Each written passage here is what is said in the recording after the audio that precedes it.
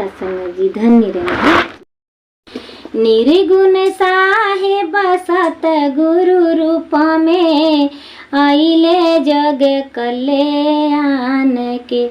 हरिहर देव जी के गाई भजनिया माता सुदीक्षा जी के नाम के।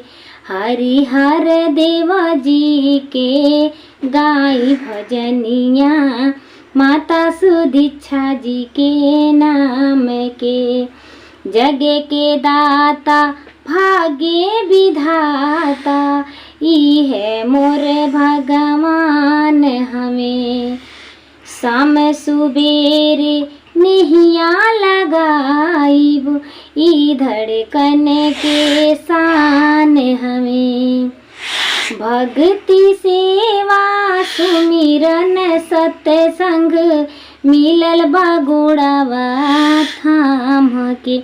हरिहर देव जी के पूजी चरनिया माता सुदीक्षा जी के नाम से। हरिहर देव जी के पूजी चरनिया माता सुदीक्षा जी के नाम से।